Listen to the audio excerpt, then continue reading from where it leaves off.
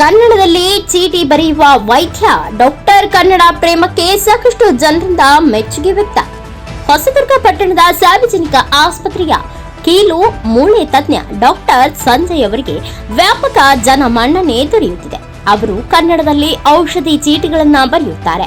ಸರ್ಕಾರಿ ಆಸ್ಪತ್ರೆಗೆ ತಪಾಸಣೆಗೆ ಬರುವ ರೋಗಿಗಳಿಗೆ ಸಮಾಧಾನವಾಗಿಯೇ ಮಾತನಾಡಿಸುತ್ತಾ ಅವರ ಅಳಲನ್ನ ಆಲಿಸುತ್ತಾರೋ ವೈದ್ಯರ ಹೆಸರು ಡಾಕ್ಟರ್ ಸಂಜಯ್. ಚಿತ್ರದುರ್ಗ ಜಿಲ್ಲೆ ಹೊಸದುರ್ಗ ಪಟ್ಟಣದ ಸಾರ್ವಜನಿಕ ಆಸ್ಪತ್ರೆಯಲ್ಲಿ ಕರ್ತವ್ಯ ನಿರ್ವಹಿಸುತ್ತಿರೋ ಇವರ ಕಾರ್ಯಕ್ಕೆ ಸಾಕಷ್ಟು ಮೆಚ್ಚುಗೆ ವ್ಯಕ್ತವಾಗಿದೆ.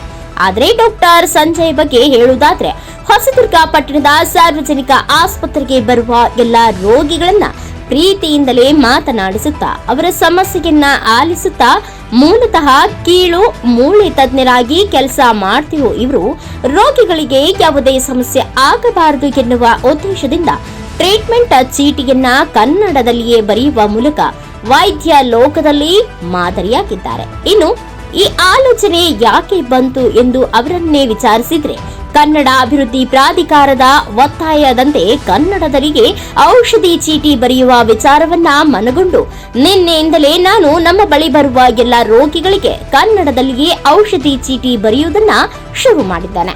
ಸುಮಾರು 50ರಷ್ಟು ಪ್ರಮಾಣ ಇರುವ ಎಲ್ಲ ಔಷಧಿಗಳನ್ನ ಕನ್ನಡದಲ್ಲಿಯೇ ಬರೆಯುತ್ತಿದ್ದೇನೆ. ಚಿಕಿತ್ಸೆಯ ಸಲಹೆ ವಿಚಾರ ಒಂದನ್ನ ಬಿಟ್ಟು ಇನ್ನೆಲ್ಲ ಔಷಧಿಯ ಕುರಿತು ಸರಾಗವಾಗಿಯೇ ಕನ್ನಡದಲ್ಲಿಯೇ ಚೀಟಿ ಬರೆಯುತ್ತಿದ್ದೇನೆ ಎಂದಿದ್ದಾರೆ. ಒಟ್ಟಾರೆ ಡಾಕ್ಟರ್ ಕನ್ನಡ ಪ್ರೇಮಕ್ಕೆ NKS TV4 ಮಾಧ್ಯಮ ಶುಭ ಹಾರೈಸಿದೆ. Suresh Belagere, NKS TV4 news, Chitradurga.